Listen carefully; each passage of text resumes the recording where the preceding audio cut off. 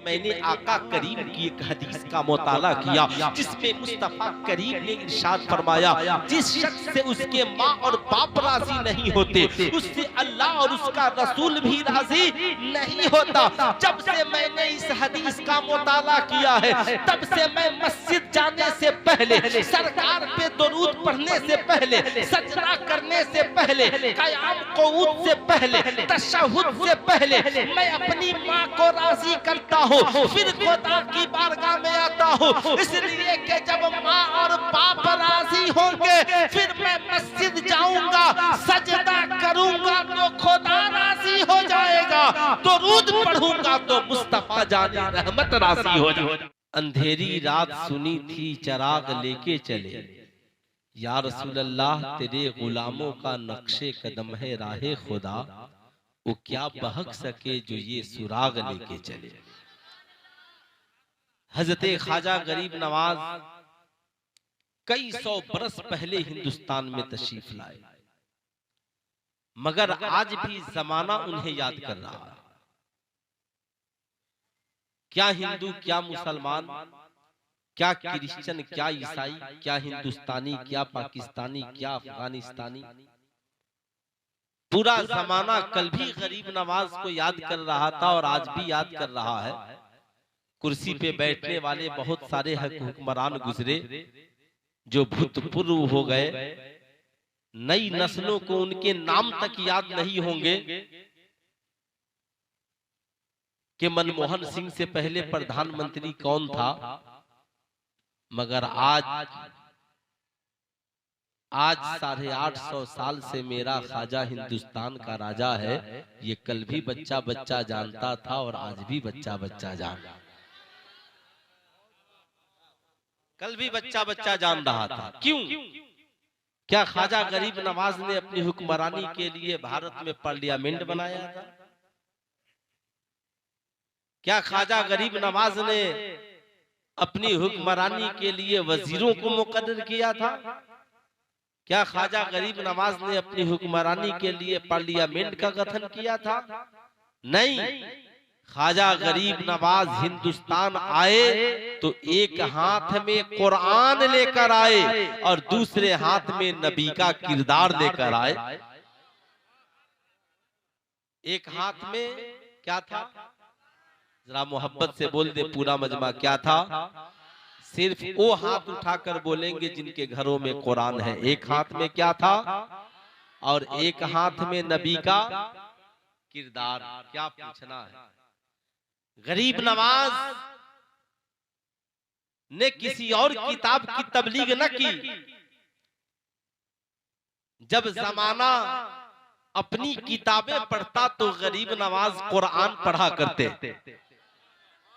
सारी किताबों की आवाजें दब जाती और कुरान कहता ज़ालिकल किताबो ला रैब फी। तो गरीब नवाज कुरान पढ़ते जाते, काफिरों का दिल पिघलता चला जाता। क्या आज हमारे घरों में वो कुरान नहीं है?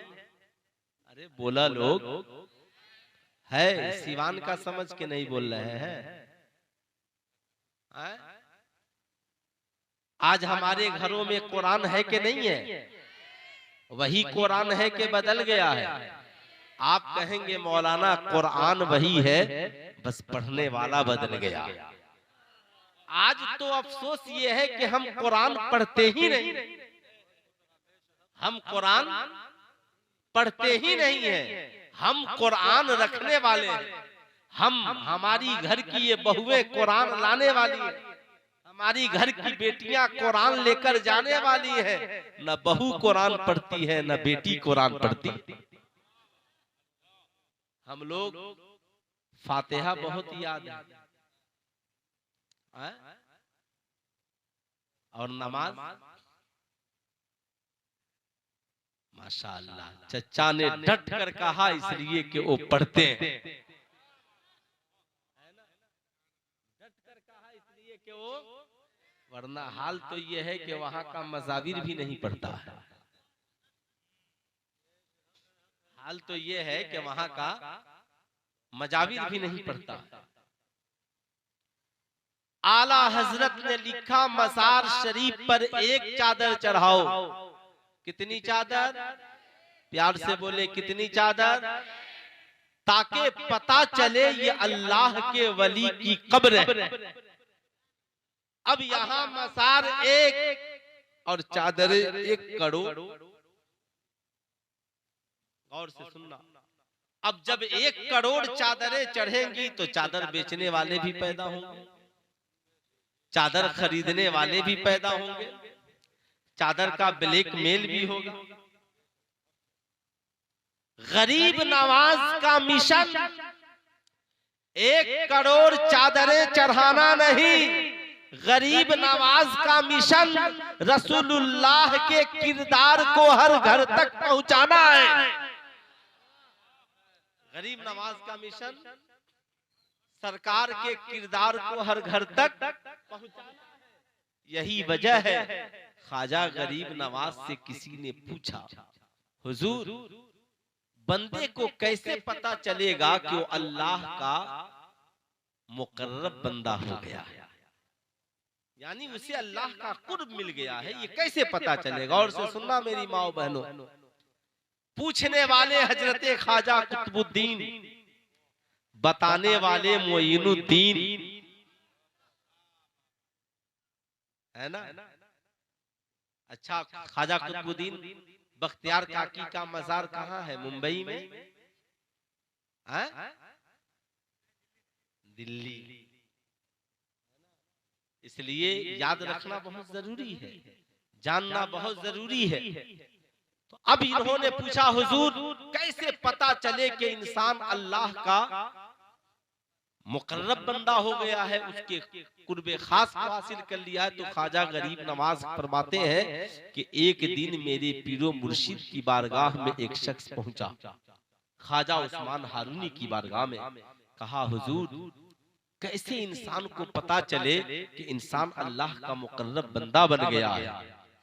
तो मेरे पीरो मुर्शिद ने कहा कि इंसान के आमाल से पता चलता है कि ये इंसान अल्लाह का मुकर्रब बंदा है कि नहीं है। कहा, हुजूर कैसे? कहा, इंसान अपनी जिंदगी में अच्छे आमाल करने लगे तो समझ लो कि ये बंदा अल्लाह का कुर्ब हासिल कर रहा है। अब जितना ज्यादा नेकियां करे उतना ही ज्यादा कुर्ब हासिल कर रहा है। कहा, वो कैसे?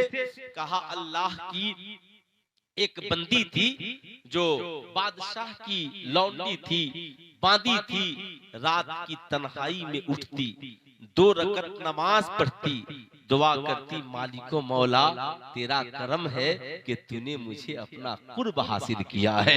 ऐ मालिको मौला तू मुझे इससे जुदा न करना, तू मुझे इससे जुदा न करना।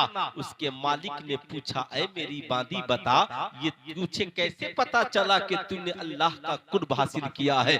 कहा, ए बादशाह सारी दुनिया सो जाती है, अल्लाह किसी को तौफीक नहीं देता कि वो उठे और उठ करके उसकी इबादत करे, लेकिन ये अल्लाह का मेरे ऊपर करम है। मैं फजर भी पढ़ती हूँ, जोहर भी पढ़ती हूँ, असर भी पढ़ती हूँ, मगरिब भी पढ़ती हूँ, ऐशा भी पढ़ती हूँ, सारी दुनिया खा पी कर सोती है, मैं भी सो जाती हूँ, मगर रात की तन्हाई में पूरा महल सोया रहता है। अल्लाह मुझे तौफीक देता है और मुझे नींद से बेदार कर देता है। मैं उसकी नातवा बनती जागती हूँ, वजू करती हूँ और मैं सजदे में गिरती हूँ, दुआ करती हूँ, मौला ये तेरा करम है, जमाना नींद की आगोश में है, मैं तेरी इबादत की आगोश में हूँ, मैं नमाज की आगोश में हूँ, मैं सजदे की आगोश में हूँ। मौला तूने अपनी बारगाह में मुझे जो जगह दी है, मौला तू मुझे अपने कुर्ब से दूर न करना।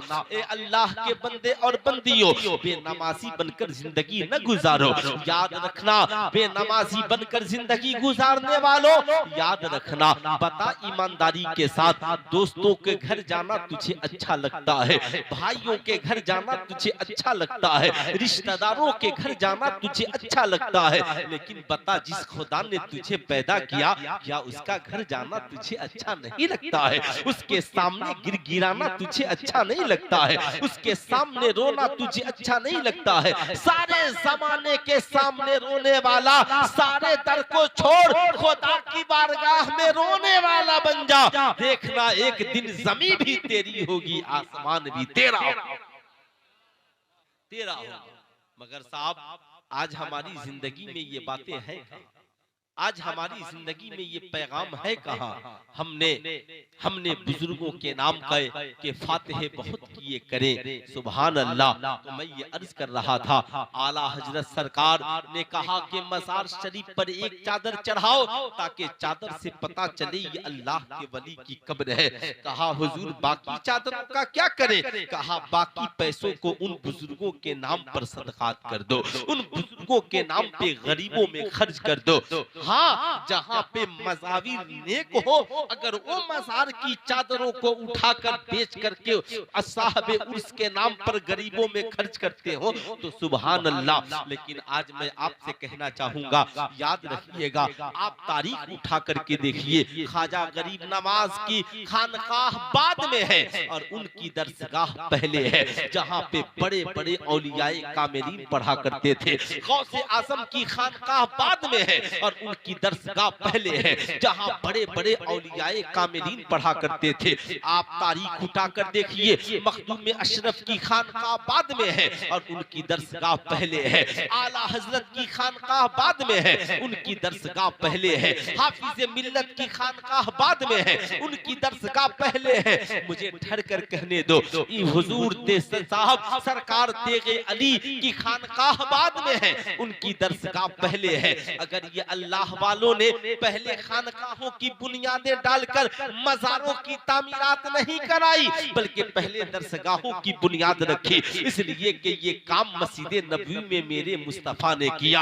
आका ने मस्जिद नबवी की तामीर बाद में कराई और सुफ़ा जैसी यूनिवर्सिटी की बुनियाद पहले डाली, जहाँ पे अबू बकर सिद्दीक पढ़े, जहाँ पे उमर फारूक पढ़े, जहाँ पे उस्मान गनी पहले पढ़े, जहाँ पे मौला अली पढ़े। क्यों? इसलिए कि वो जानते थे ये अल्लाह वाले अगर हमने सिर्फ मज़ारों की तामीरात कराई तो आलिम नहीं, चादर बेचने वाले जाहिल मजाविर ज्यादा पैदा होंगे। ये कभी मोमबत्ती बेचेंगे, कभी अगरबत्ती बेचेंगे, कभी चादर बेचेंगे, ज़ायरीन को मारेंगे, उनके साथ बदतमीजियां करेंगे। इसलिए उन्होंने दरसगाहों को कायम किया ताकि जब आलिम पैदा होंगे तो मजहब इस्लाम की भी हिफाजत होगी और बुजुर्गाने दीन के किरदार की भी तबलीग होगी, बुजुर्गों की अजमत की भी हिफाजत होगी, चादरें भी चढ़ेंगी और साहबे उर्स के सीरत व किरदार का प्रचारो प्रसार भी किया जाएगा। मगर ये सब कब होगा? जब हम अपने मदारिस को मजबूत करें, जब हम अपने मकातिब को मजबूत करें। साहब इन मस्जिदों में जो तालीमात होती हैं, आपने इन्हें क्या समझा?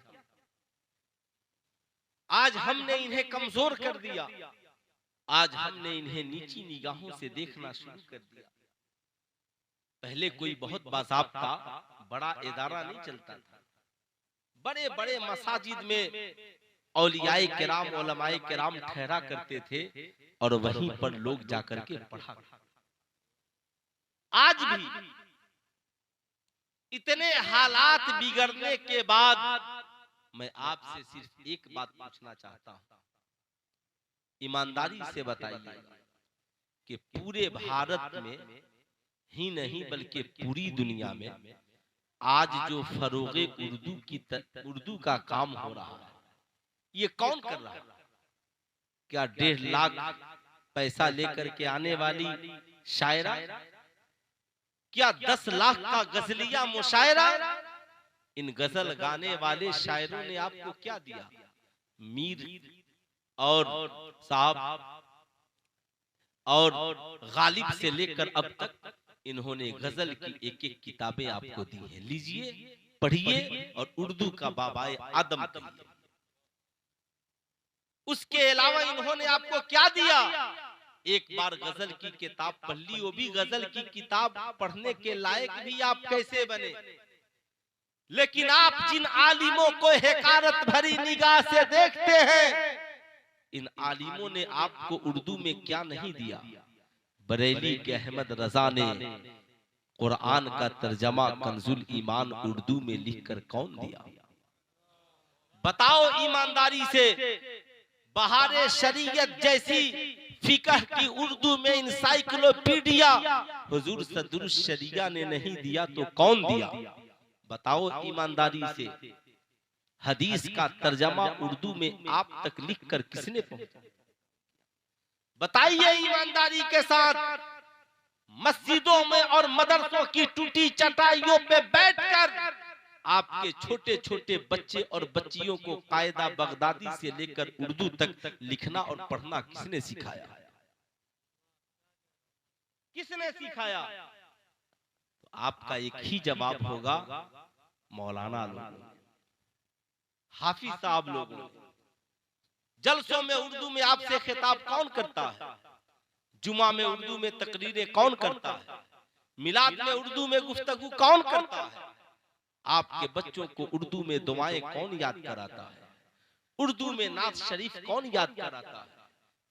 साहब, उर्दू में गुनाह करने का दर्स देने वाले फरोगे उर्दू के हीरो बन गए, और जिन्होंने घर घर उर्दू को फिक्र की शक्ल में, तफसीर की शक्ल में, हदीस के तराजिम के शक्ल में, साहब उर्दू के कायदे की शक्ल में जिन्होंने घर घर उर्दू पहुंचाया, आज उनकी इज्जत का जनाजा निकल रहा है।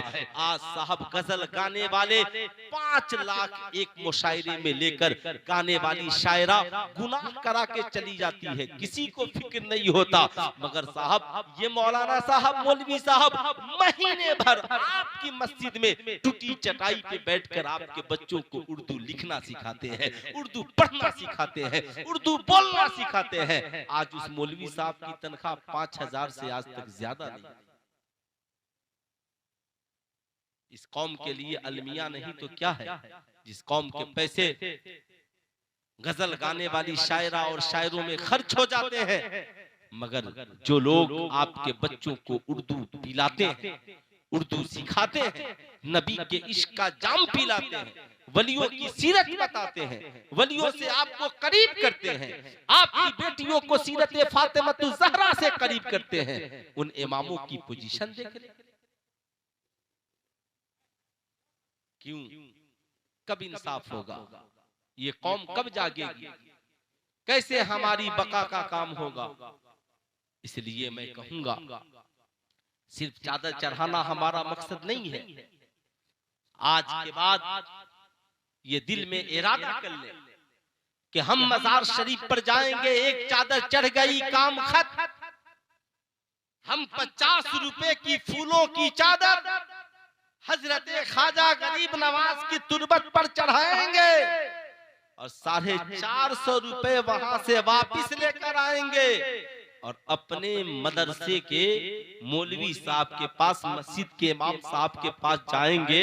हजरत, ये 450 रुपए लीजिए और गांव के गरीब बच्चों के पढ़ने के लिए गरीब नवाज के नाम पे कापी किताब और कलम खरीद दीजिए।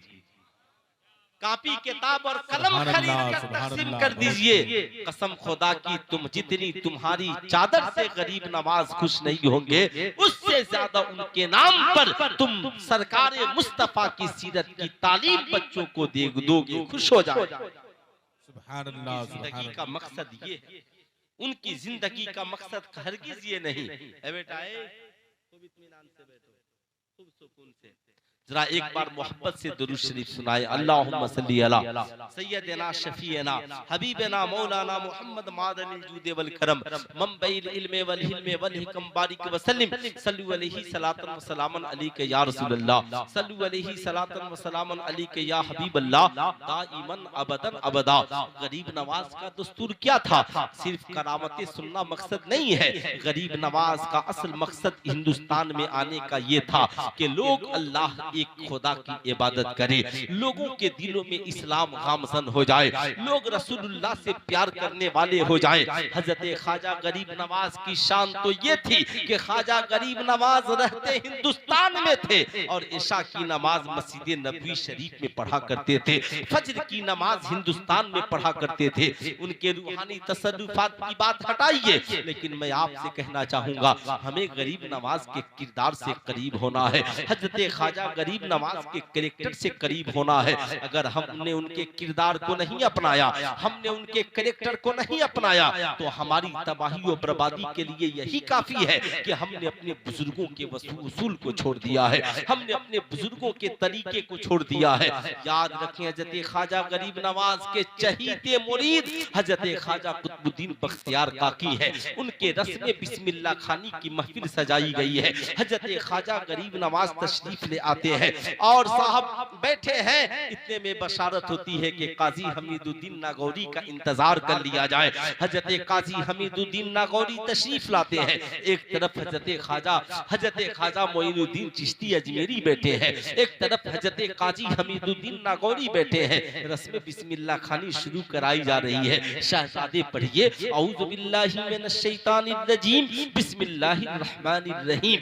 अल्लाह अल्लाह। साहब इधर पढ़ाना शुरू किया। हजरत ख्वाजा कुतुबुद्दीन बख्तियार काकी अब साहब पढ़ना शुरू करते हैं।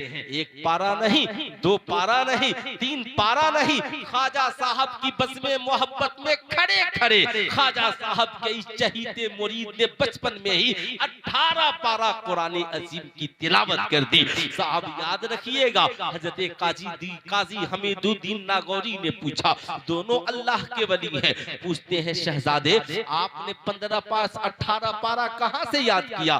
कहा हुजूर जब मैं अपनी वालदा के पेट में था तो मेरी माँ रोजाना कुरान पढ़ा करती थी और मैं उन्हें सुनकर याद कर लिया करता था। हजरात मेरे बताने का मकसद ये है, हमने सिर्फ फातिहा को याद रखा और बुजुर्गों के किरदार को भुला दिया। फातिहा कराने वाला भी बनिए और बुजुर्गाने दीन के किरदार को अपनाने वाला भी बनिए। आप जब ख्वाजा गरीब नवाज की मजलिसें सजाइए तो आप अपने छोटे छोटे बच्चे और बच्चियों को बैठाइए, कहिए मालूम है आजा गरीब नवाज के खलीफा है, चहीते खलीफा हजरत ख्वाजा कुतुबुद्दीन बख्तियार काकी, जिनका मजार दिल्ली के मेहरौली शरीफ में है। जब जानते हो ये बचपन में ही माँ के पेट में ही इन्होंने कुरान को याद कर लिया था। ये छोटे छोटे बच्चे हैं, आप जब इन्हें बताएंगे ना तो छोटे बच्चों को अजूबा बातें सुननी बहुत पसंद है। अब ये बच्चे कहेंगे माँ के पेट में भला कोई कैसे याद कर लेगा? अब आप इन्हें बताएं शहजादे मालूम है रोजाना उनकी वालिदा कुरान पढ़ती थी तो वो सुनकर याद कर लेते थे। अब ये बच्चे अपने वालिदैन से कहेंगे अगर हमें याद करना हो तो ऐ मेरी कौम की माओ और बहनों बहू बेटियों तुम अपने शहजादों से कहना शहजादे फिक्र न करो, हम भी तुझे याद कराने के लिए तैयार हैं, बस थोड़ी सी तुझे मेहनत करनी होगी। कल से मैं भी फज्र की नमाज पढ़ने के लिए उठूंगी, तुम भी उठना। फज्र की नमाज के बाद मैं कुरान पढ़ूंगी, तू सुनना। मैं पूरा कुरान याद नहीं करा सकती मगर कम से कम सूरह इखलास तो याद करा सकती है, सूरह काफिरून तो याद करा सकती हो, सूरह फलक तो याद करा सकती हो, सूरह नास तो याद करा सकती हो, सूरह फातिहा तो याद करा सकती हो। ए मेरी कौम की शहजादियों, कल जब माए कुरान पढ़ती थी तो बच्चे पेट में ख्वाजा कुतुबुद्दीन बख्तियार काकी की तरह पढ़कर हाफिज़े कुरान जन्म लेते। मगर आज साहब पढ़ी लिखी लड़कियां इस्लाम से मुकाबला करती हैं। मौलाना साहब हम आपके कहने से जिंदगी गुजारेंगे, हमारा जिस्म हमारी मर्जी, हम जो चाहे करें आपका क्या जाता है। हमारा जिस्म हमारी मर्जी, हम जो चाहे करें, हम कान में बाली पहने आपका क्या जाता है। आज का नौजवान कान में बाली पहन रहा, हाथ में कड़े पहन रहा, कमर तक बाल बढ़ा रहा, औरतों की तरह बाल में न जाने क्या क्या लगा रहा। औरतों का हाल भी कम नहीं है, ये भी मर्दों के मुकाबले में आ गई हैं। लड़कियां लड़का बनने के लिए परेशान हैं, लड़के लड़की बनने के लिए परेशान हैं। शरीयत कहती है लड़का के लिए लड़की बनना जायज नहीं और लड़की के लिए लड़का बनना जायज नहीं। जैसे आजकल लोग ऑनलाइन निकाह करने के लिए परेशान हैं। एक नौजवान ने मुझसे कहा हजरत ऑनलाइन निकाह कर सकते हैं? मैंने कहा हाँ, अगर ऑनलाइन बच्चा पैदा करने की सलाहियत है तो ऑनलाइन निकाह करने की भी इजाजत हो जाए। बड़ा पुरफितन दौर आ गया, बहुत पुरआशोब माहौल है। जिस समाज में हम जी रहे हैं, लोग मजार शरीफ पर जाते हैं, चादरें चढ़ाते हैं, आजान होती है, नमाज की फिक्र नहीं। बताओ गरीब नवाज की बारगाह में हमारी दुआएं कैसे कबूल होंगी? आज हम हजरत ख्वाजा गरीब नवाज के मानने वाले हैं, ख्वाजा गरीब नवाज के चाहने वाले हैं। ईमानदारी से बताना, आज हम परेशान हैं। आज लोग कहते हैं मौलाना हमने चादरें चढ़ा दी मगर हमें कामयाबी न मिली, हमने गरीब नवाज का फातिहा कराया मगर हमें कामयाबी न मिली। अरे मौलाना साहब, हमने तो बहुत कुछ किया। सुल्तान रजा कहना चाहेगा वो करने वाले शौक से कर, लेकिन तूने ख्वाजा गरीब नवाज की सीरत का मुताला नहीं किया। मैं तो हमेशा कहता हूँ बुजुर्गों की बारगाह में जाओ, जब जाओ तो सरों पे फूलों की चादरें लेकर जाओ और लौटो तो बुजुर्गों के किरदार की चादरें माथे पर ओढ़ करके आओ। आज हम जाते हैं तो चादरें लेकर जाते हैं और लौटते हैं तो खाली हाथ वापिस आते हैं। हर इंसान अगर 50 वलियों की बारगाह में गया, अगर 50 वलियों से एक एक किरदार सीख ले तो उसकी जिंदगी में इनकलाब आ जाएगा, उसकी जिंदगी में इनकलाब आ जाएगा। ख्वाजा गरीब नवाज फरमाते हैं इंसान मुसलमान की जिंदगी की पहली मंजिल शरीयत है। जो शरीयत पे अमल न करेगा वो कभी तरीकत की राह में कदम नहीं रख सकता। मगर आज 5 अंगूठी पहनने वाला चिश्ती, अपने आप को चिश्ती कहने वाला कहता है, वो लोग ये मौलवी शरीयत वाले हैं और हम लोग तरीकत वाले हैं। साहब ये शरीयत वाले हैं और हम लोग मार्फत वाले हैं। उन्होंने कभी तरीकत और मार्फत को समझा नहीं, मगर आज बात इसकी करते हैं। इसलिए मैं कहूंगा आप अजमेर शरीफ गए होंगे, अजमेर शरीफ में जहां ख्वाजा गरीब नवाज का मजार है, बगल में शाहजहानी, अरे बोलिए जरा जोर से, शाहजहानी मस्जिद है कि नहीं है? मस्जिद है ना। तो जब आप वहां जाएं, कितना हूं बिजी हो तो वहां नमाज जरूर पढ़े। नमाज अल्हम्दुलिल्लाह वहां फज्र की नमाज में बहुत भीड़ होती है, जगह नहीं मिलती। अल्हम्दुलिल्लाह इस बात की खुशी होती है। अभी फकीर कुछ दिनों पहले दिसंबर में मैं जयपुर गया था, उधर कई प्रोग्राम में मसरूफियत थी मेरी, तो मैं अजमेर शरीफ हाजिर हुआ। मजाविरों को देखकर तो गुस्सा आता है, लेकिन ख्वाजा गरीब नवाज की बारगाह में जाकर दिल को सुकून मिलता, सुकून मिलता है। क्यों? वजह है कि गरीब नवाज की बारगाह में रहने वाला जब शरीयत का पाबंद न हो तो गैर जाएगा तो समझेगा शायद इसी को मुसलमान कहते हैं। जो बाल बढ़ाया हो कमर तक और कान में सोने की बाली पहना हो, 5 अंगूठियां पहना हो, हाथ में कड़ा पहना हो। ऐ मेरी कौम के नौजवानों याद रखना, सरकार फरमाते हैं मन तशब्बह बिकौमिन फहुवा मिनहुम, जो जिस कौम से मुशाबहत करेगा उसका अंजाम उसी के साथ होगा। इसलिए याद रखना, तुम भी जाना अजमेर शरीफ से धागा लाना ना तो गले में पहन लेना मगर हाथ में न बांधना। ये कड़ा पहनना सिखों का तरीका है, कान में बाली पहनना औरतों का तरीका है। ऐ मेरी कौम के नौजवानों, तुम बाल कटाते हो और यहूदियों की तरफ बाल रखते हो, दाढ़ियों को फ्रेंच कट करके यहूदियों की तरफ बनाते हो।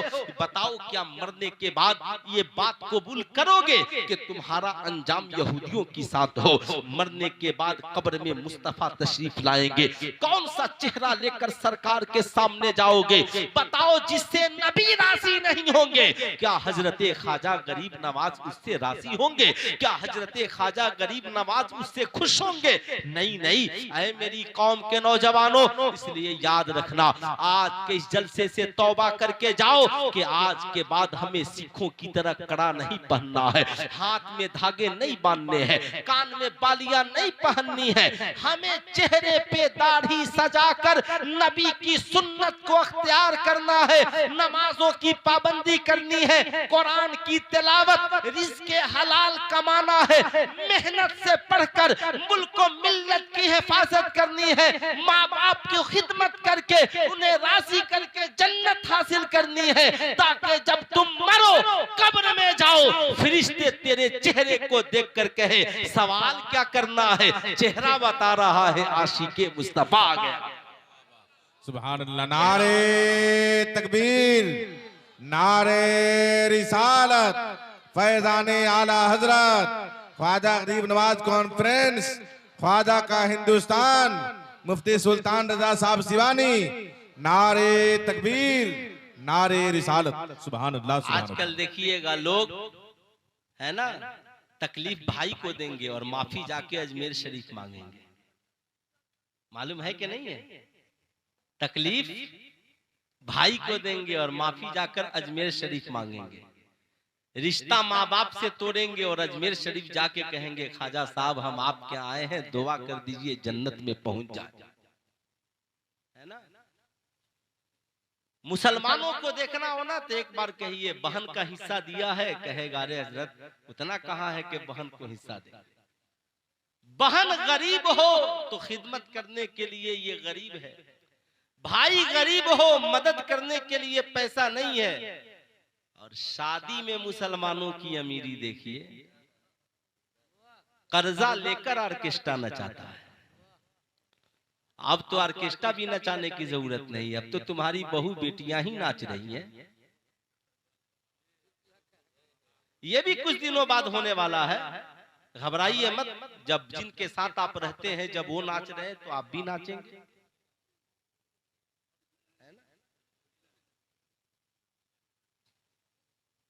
अफसोस हम औलादों को नाचने वाला बना रहे हैं और उम्मीद करते हैं कि सुल्तान सलाहुद्दीन अय्यूबी का फैजान हम पे जारी। अफसोस, इसलिए सुनिए, ख्वाजा गरीब नवाज के वालिदे गिरामी का नाम हजरत ख्वाजा गियासुद्दीन हसन। क्या नाम है हजरत ख्वाजा गियासुद्दीन हसन। और ख्वाजा गरीब नवाज का भी पूरा नाम मोइनुद्दीन हसन। समझ रहे ना, गरीब नवाज हसनी भी हैं और अरे बोल दे मोहब्बत से, हसनी भी हैं और हुसैनी भी हैं, है ना। तो वो क्या कहते हैं, ये मुहद्दिस आज़म हिंद को आप लोग जानते हैं? नहीं जानते। कछोचा शरीफ के थे, आला हजरत के बड़े अजीज थे। इतने अजीज मुहद्दिस बोलता था और मुजद्दिद उसको सुनता था। खिताबत हो तो ऐसी हो, समाअत हो तो ऐसी हो।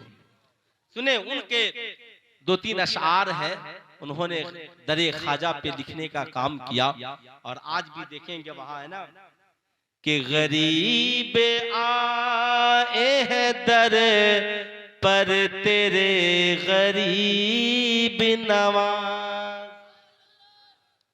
गरीब आए हैं दर पर तेरे गरीब नवाज, गरीब आए हैं दर पर तेरे गरीब नवाज, करो गरीब नवाजी मेरे गरीब नवाज, करो गरीब नवाजी मेरे गरीब नवाज। तुम्हारे दर की करामत ये बारहा देखी, तुम्हारे दर की करामत ये बारहा देखी। गरीब आए हैं और हो गए गरीब नवाज, गरीब आए हैं और हो गए गरीब नवाज, गरीब आए हैं और हो गए गरीब नवाज। और चाय पिलानी है बाबू, है ना, और बाकी हो तो एक ही बार पिलाओ ला लो। मैं चाय से मना नहीं करूंगा, क्योंकि इतनी ठंडी में आप बैठे हैं, यही कम थोड़ी है। मैं ये अर्ज कर रहा था, तो ख्वाजा गरीब नवाज के वालिदे गिरामी का नाम हजरत ख्वाजा गयासुद्दीन हसन। ड्यूटी ये अल्लाह के वली, मगर वालिदा की बड़ी खिदमत। वालिद के इंतकाल के बाद दिन रात वालिदा की खिदमत में रहते। अल्लाह अल्लाह, सुने गौर से, वालिदा की खिदमत में रहते। जब मुअज्जिन आजान देता तो आजान सुनने के बाद सबसे पहले वालिद बावुज़ू होते और वालिदा के पास जाते। क्यों जाते? उनकी खिदमत करते कहते, अम्मा जी आप मुझसे राजी हैं, खुश हैं? माँ मचल जाती, बेटा शहजादे मेरी तो दुआ है कि अल्लाह ताला हर माँ को तुझ जैसी औलाद अता करे। ये बेटा बता राज क्या है? कहा अम्मा जी खुदा के घर में बुलावा आ गया, नमाज का वक्त है, मैं मस्जिद जाना चाहता हूँ, अगर आप राजी हो तो मैं मस्जिद को जाऊं। माँ कहती, बेटा तू मस्जिद को जा रहा है, जा और जरा अपनी माँ के लिए एक मुसल्ला बिछा दे। माँ घर में नमाज पढ़ेगी और बेटा मस्जिद में नमाज पढ़ेगा। आज ना माँ घर में नमाज पढ़ती है न बेटा। आप फजर में जाकर सुबह के बाद देख लीजिएगा, माँ भी सोई है, बेटा भी सोया है, और माँ 10 बजे दिन में रो रही है, बेटा वफादार नहीं है। मौलवी साहब ताबीज लिख दीजिए, गरीब नवाज के यहाँ जाके मिन्नत मांगेगी, हजरत दुआ कर दीजिए मेरा बेटा मेरी से मोहब्बत करने वाला हो जाए। गरीब नवाज की वालदा का ये हाल था, गरीब नवाज की वालदा का, कि एक तरफ साहब गरीब नवाज की वालदा का ये हाल था कि उनकी वालदा हाफिजे कुरान भी थी और वलिया कामिला भी थी। एक वक्त की नमाज नहीं छूटती थी साहब, कुरान की तिलावत कभी नहीं छूटती थी। मगर आज हमारी हालत ये है, ना माओ के अंदर वफादारी है, ना बच्चों के अंदर वफादारी है, फिर हम कैसे उम्मीद करें? इसलिए मैं अपनी कौम की माओ से कहूंगा, मेरी माओ सुनो, ख्वाजा गरीब नवाज की दादी मुसल्ले पे दुआ करती, मौला मेरा गयासुद्दीन तेरी बारगाह में गया है, ए मौला मेरा गयासुद्दीन मेरी खिदमत करके मुझे राजी करता है, मैं दुआ करती हूँ मौला मेरे गयासुद्दीन को तू कबूल कर ले। ए मौला मेरे गयासुद्दीन की नस्लों को आबाद कर दे, उसकी जिंदगी को आबाद कर दे। हजरत ख्वाजा गयासुद्दीन हसन अपनी माँ की से इजाजत लेकर के निकले हैं, अभी रास्ते में जा ही रहे हैं, दोस्त भी साथ में है। दोस्तों ने पूछा, ये ख्वाजा गयासुद्दीन हसन माजरा क्या है? हम वजू करके मस्जिद को जाते हैं और आप वजू करके घर को जाते हैं, आखिर राज क्या है? ख्वाजा गयासुद्दीन हसन कहते हैं, ऐ मेरे दोस्तों तुझे नहीं पता, मालूम है मैं घर अपनी माँ को राजी करने जाता हूँ, माँ से मोहब्बत के लिए जाता हूँ, माँ से इजाजत के लिए जाता हूँ। कहा क्यों? कहा इसलिए कि मैंने आका करीम की एक हदीस का मुताला किया जिसमें मुस्तफा करीम ने इरशाद फरमाया, जिस शख्स से उसके माँ और बाप राजी नहीं होते उससे अल्लाह और उसका रसूल भी राजी नहीं होता। जब से मैंने इस हदीस का मुताला किया है तब से मैं मस्जिद जाने से पहले, सरकार पे दुरूद पढ़ने से पहले, सजदा करने से पहले, क़याम क़ुऊद से पहले, तशहुद से पहले मैं अपनी माँ को राजी करता हूँ, फिर खुदा की बारगाह में आता हूँ। इसलिए कि जब माँ और बाप राजी होंगे फिर मैं मस्जिद जाऊंगा, सजदा करूंगा तो खुदा राजी हो जाएगा, दुरूद पढ़ूंगा तो मुस्तफा जाने रहमत राजी हो जाएगा, राजी हो जाएंगे। मगर आज बुरा मत मानिए, किसको फिक्र है जो माँ को राजी करे? किसको फिक्र है जो बाप को राजी करे?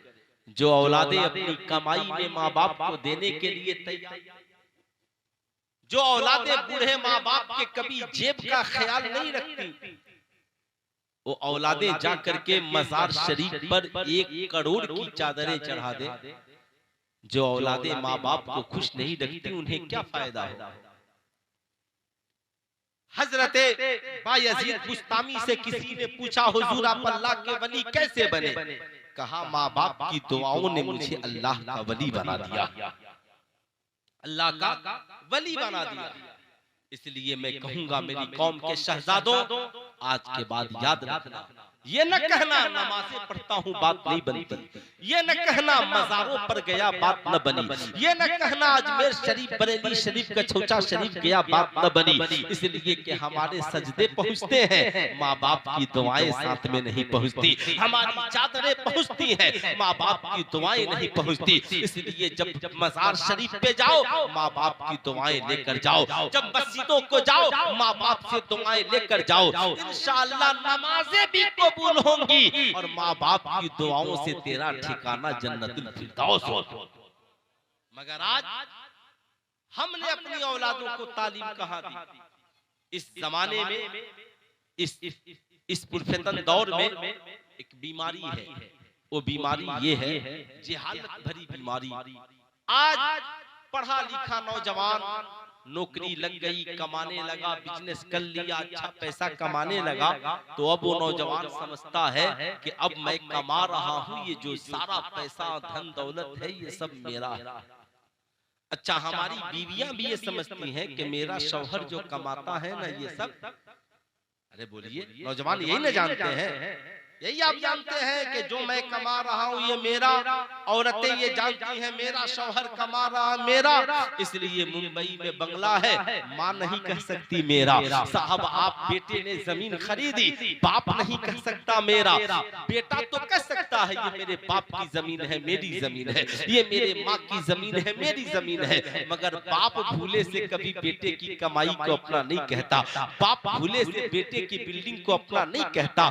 जानते हो क्यों? इसलिए कि ये जेहालत है। आज ये पढ़े लिखे नौजवान, इनके पास डिग्रियां तो हैं, मैट्रिक की डिग्रियां, इंटर की डिग्रियां, बीए की डिग्रियां, एमए की डिग्रियां, मगर अखलाकियात की डिग्रियां, हलाल और हराम की डिग्रियां, बोलिए बुरा मत मानिए, है नहीं है। उन्हें पता नहीं कि किसका हमारे ऊपर क्या हक है। शादी हो गई और बीवी को पता ही नहीं है कि शौहर का मेरे ऊपर क्या हक है। लड़के की शादी हो गई, पता ही नहीं कि बीवी का मेरे ऊपर क्या हक है। जाहिर सी बात है अब समाज इतना बिगड़ा हुआ है। याद रखें ये बातें, यही वजह है कि आज की पढ़ी लिखी इंटरनेशनल बहुएं कहती हैं अपनी सास से मेरा शौहर नहीं कमाता, तो आप लोगों को पता चल जाता, अरे बेवकूफ पगलेट, तू क्या बोलती है कि तेरा शौहर नहीं कमाता, तो सबको पता चल जाता तेरे शौहर को इतना कामयाब किसने बनाया।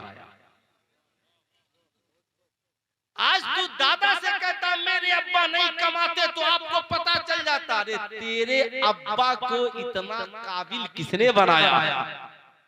उसी बूढ़े बाप ने जिससे तुम लड़ रहे हो, उसी बूढ़ी माँ ने जिससे तुम लड़ रहे हो।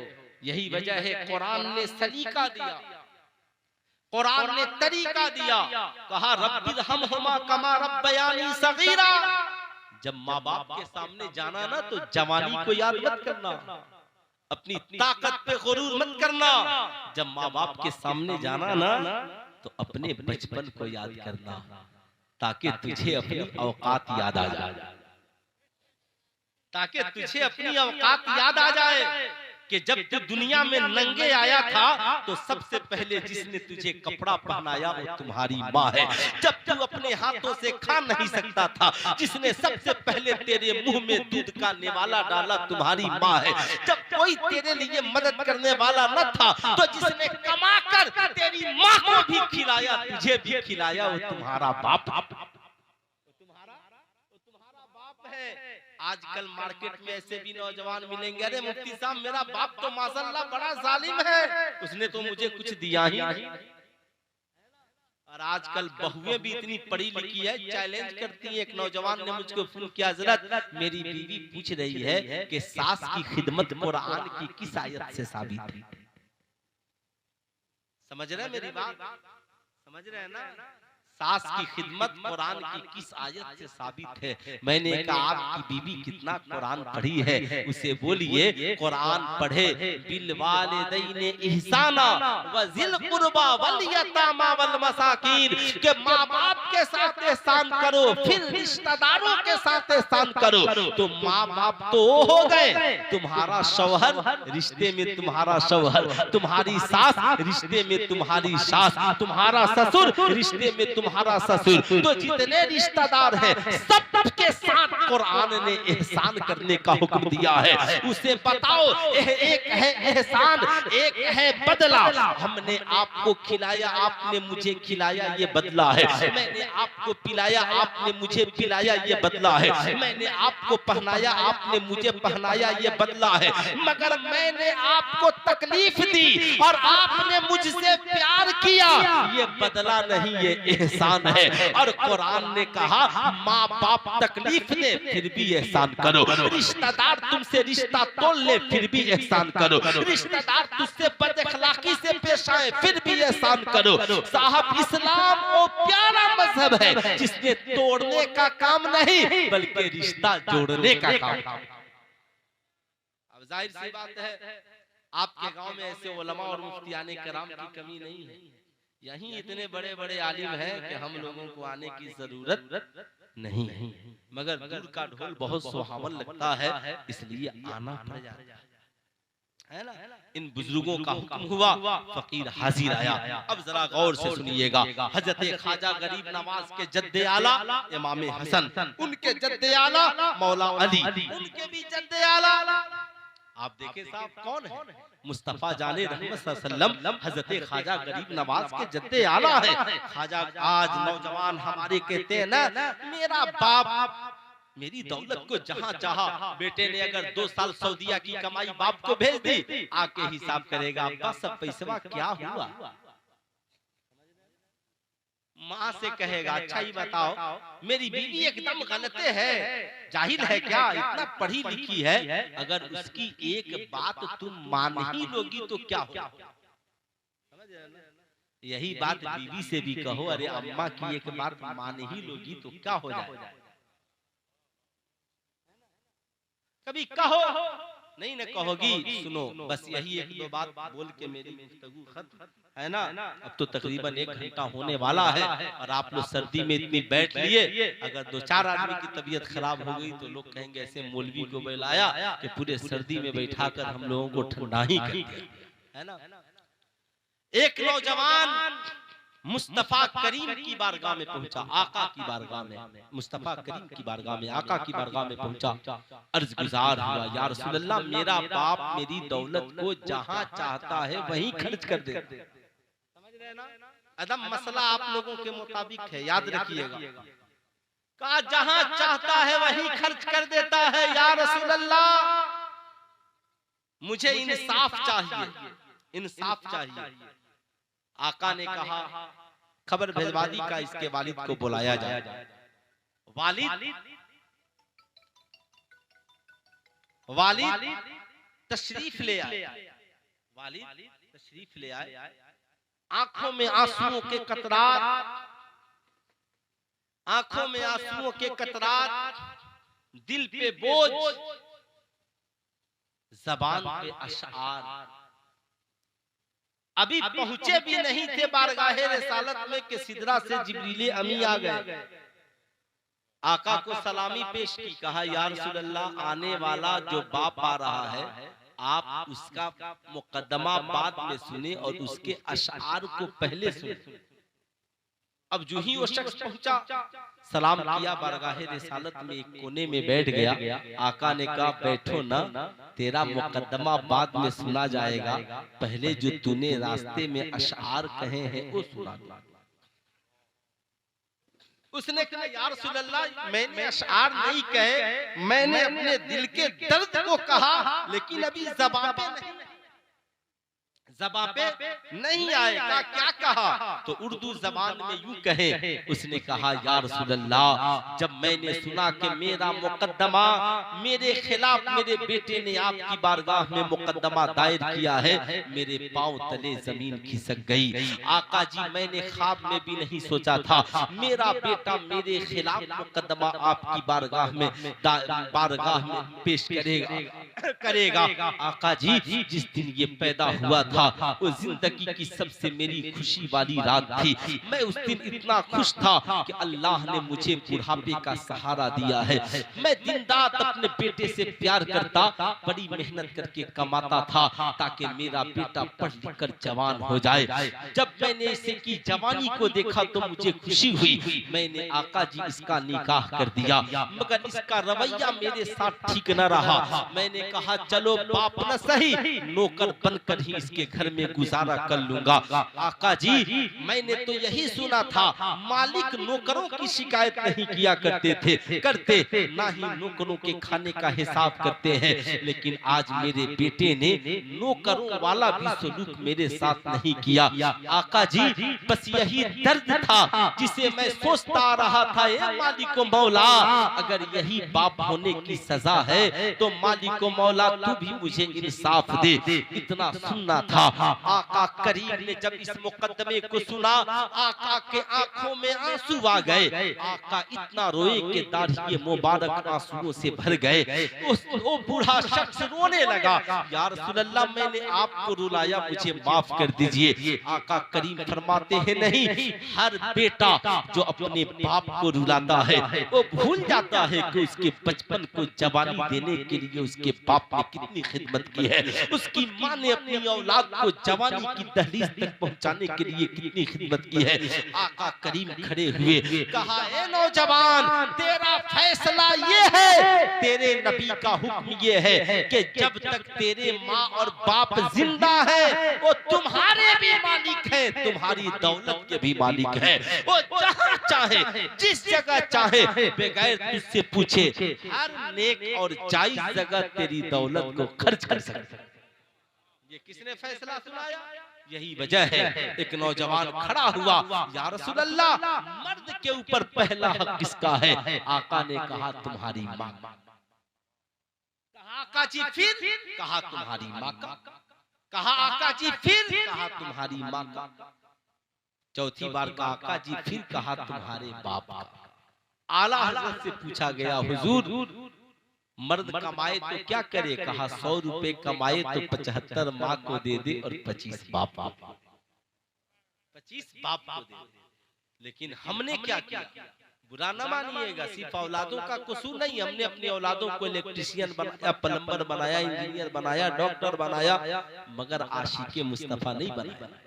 आका की सीरत की कोई किताब नहीं पढ़ाई तो मेरे बेटे को पता ही नहीं है कि मेरी कमाई का मालिक मेरा बाप है। मेरी बहू को पता ही नहीं है। आज यही वजह है कि आज हम कमा कर भी खुशहाल नहीं हैं। आज बूढ़े माँ बाप अगर रमजान के महीने में बूढ़ी माँ फोन कर दे, बेटा रमजान का महीना है कुछ पैसा भेज दे, तो कहता अम्मा फोन रख दे, अपने बीवी बच्चों से बचेगा तब न भेजेंगे। सुल्तान रजा पूछना चाहता है, बता आज तू माँ से कहता है मेरे बीवी बच्चों से बचेगा तब भेजेंगे, क्या तुम्हारी माँ ने रोटियां बनाई थी तो कभी कहा था बेटे पहले हम खाएंगे, बचेगा तो तू खाना? क्या तेरे बाप ने पैसा कमाया था तो कभी कहा था बेटे पहले हम खर्च करेंगे बाद में तेरा ट्यूशन जमा होगा? नहीं, तेरे बाप ने तो पैसा कमा के कहा डॉक्टर बनना है, इंजीनियर बनना है, क्या बनना है, ले जाए पैसा। बेटा मैं जमीन बेच दूंगा मगर तुझे कामयाबी की दहलीज तक पहुंचाऊंगा। माँ ने कहा था बेटे मैं अपनी जेवरात बेच दूंगी मगर तुझे कामयाबी की दहलीज तक पहुंचाऊंगी। ऐ मेरे शहजादे, इसलिए तू फिक्र न करना, आज वही माँ बाप है। कुरान ने कहा जैसे बचपन में तेरे माँ बाप ने तेरे लिए मेहनतें की, वैसे ही माँ बाप बूढ़े हो जाएं तो तुम भी उनके साथ वैसा ही सलूक करना। आज के जलसे से पैगाम लेकर जाओ कि आज के बाद ये न कहना पैसा बचेगा तो माँ तुझे देंगे। दिल्ली रहो, मुंबई रहो, कलकत्ता रहो, सऊदी अरब रहो, कमाओ, पहला खून फोन माँ को करो, अम्मा तनख्वाह मिली है, बोल तुझे कितने पैसे की जरूरत है।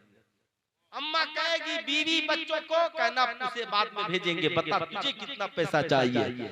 माँ कहेगी रुको जरा तेरे अब्बा से पूछ ले दो। कसम खुदा की माँ बाप से बड़ा दिल किसी का नहीं होता। बाप सुनेगा ना सीना चौड़ा हो जाएगा। बाप कहेगा बेटे से मेरे कह दो, हे मेरे लाल सुन, मुझे बाद में भेजना, बीवी बच्चों का खर्च पहले उठा ले, हम मेरी ईद तो पुराने कपड़ों में भी हो जाएगी। याद रखना सारी दुनिया तेरी कमाई खाकर सो जाती है, तेरी बीवी तेरे बच्चे तेरे दोस्त तेरे पैसे की पार्टियां करते हैं। जब तू मुसीबत में पड़ता है ना तो कोई तेरे लिए तैयार नहीं होता। बीवी छोड़कर भाग जाएगी, कम बीवियां साथ देती है, बच्चे तुझे ताना देंगे मेरे बाप कमाता नहीं है, मगर बूढ़े माँ बाप अपनी जमीन बेचकर पेंशन का पैसा उठाकर तेरे पीछे भागेंगे। सारी दुनिया सो जाती है मगर रात की तन्हाई में तेरे लिए कोई आंचल फैलाता है तो तुम्हारी माँ फैलाती है, कोई तेरे लिए दुआ के लिए हाथ उठाता है, तुम्हारा बाप उठाता है। इसलिए याद रखना मोइनुद्दीन को मोइनुद्दीन किसने बनाया, याद रखना गौसे आजम को पेट में कुरान किसने पढ़ाया, याद रखना ऐ मेरी कौम के शहजादों, आज के बाद कमाना तो सबसे पहले माँ बाप की खिदमत करके जन्नत हासिल करना, उनको खुश करना, उनकी दुआएं मिली तू कामयाब होगा। इंजीनियर होकर कामयाब, डॉक्टर होकर कामयाब, प्रोफेसर होकर कामयाब, तेरी दुनिया भी हसीन होगी, तेरी आखिरत भी हसीन होगी। सहाबा गुजार हुए या रसूल अल्लाह माँ बाप के बारे में फरमाया जाए, आका ने कहा सुनो माँ बाप जन्नत भी है जहन्नम भी है। या रसूल अल्लाह जन्नत और जहन्नम दोनों कैसे? कहा माँ बाप को खुश कर लोगे तो तेरे लिए जन्नत है, नाराज करोगे तो तेरे लिए जहन्नम है। इसलिए मैं कहूँगा नौजवानों, आज के बाद कमाना है तो सबसे पहले माँ और बाप को खिलाना है। किसे खिलाना? कितने नौजवान कमाएंगे तो सबसे पहले माँ बाप की खिदमत करेंगे? जरा हाथ उठाइए तो। कितने नौजवान कमाएंगे तो सबसे पहले माँ बाप की खिदमत? माशा हाथ नीचे रखें। और बीवी बच्चों का क्या होगा? नहीं, उनकी भी माँ बाप, कोई माँ बाप नहीं चाहता कि उसकी औलादें या उसके पोता पोती उसकी बहू भूखी रहे। नहीं साहब, जब बात बीवी की आई तो आका ने कहा आयशा मांगो क्या मांगना चाहती हो। सैयदा खदीजतुल कुबरा की बारी आई तो आका ने कहा खदीजा अगर मैं तेरे साथ काम करूं तो कैसा रहेगा? खदीजा ने कहा आका जी मेरे लिए इससे बेहतर क्या है? इसलिए मैं आपसे कहूंगा आप बीवी बाल बच्चे माँ बाप की खिदमत करें, रिज़्क़ हलाल कमाएं, बारगाहे खुदाबंदी में सर को झुकाएं, बुजुर्गों के मजार पर चादरें भी चढ़ाएं। लेकिन याद रखें बुजुर्गों के नाम पर आप साहब गरीबों की मदद करें, इमदाद करें, बुजुर्गों के किरदारों कैरेक्टर को अपनाएं। ख्वाजा गरीब नवाज ने 90 लाख काफिरों को कलमा पढ़ाया। आपको 90 लाख काफिरों को कलमा नहीं पढ़ाना है, बस आपको अपनी औलादों को उनके नाम पर दीन सिखाना। हम ये सोच ले कि गरीब नवाज ने तो गैरों को कलमा पढ़ाया, हम अपनी औलादों को सही से कलमा पढ़ने वाला बना दे, सही से आजान देने वाला बना दे, सही से कुरान पढ़ने वाला बना दे। कसम खुदा की हर मुसलमान सिर्फ अपने घर को दीनदार बना दे तो जिंदगी में इनकलाब आ जाएगा। इसलिए नहीं तेरा नशीमन कसरे सुल्तानी के गुंबद पर शाहीन है बसेरा कर पहाड़ों के चट्टानों पर। बुजुर्गों के हिंदुस्तान में आने का मकसद सिर्फ एक है, इस्लाम की तबलीग, मुस्तफा जाने रहमत के सीरत और इखलाक और किरदार की तबलीग।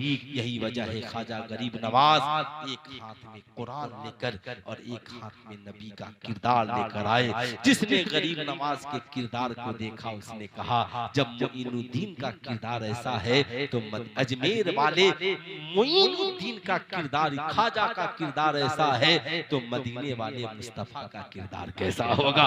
जब उनके गदा भर देते हैं शाहाने जमाना की झोली, मुहताज का जब ये आलम है मुख्तार का आलम क्या होगा? इसलिए मैं कहूंगा मुसलमानों ऑर्केस्ट्रा ना चाहते हो, मुसलमानों जुआ खेलते हो, सट्टा लगाते हो, सूद खाते हो, शराब पीते हो, तौबा करो। वलियों के साथ हो जाओ। कुरान ने कहा या अय्युहल्लज़ीना आमनुत्तकुल्लाह व कुनू मअस-सादिकीन, ऐ ईमान वालों अल्लाह से डरो, सच्चों के साथ हो जाओ।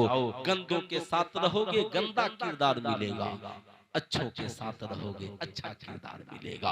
उलमाए किराम की कदर कीजिए, इनकी सोहबत में बैठिए, इनसे दीन सीखिए, अपनी दुनिया व आखिरत को कामयाब व कामरान कीजिए।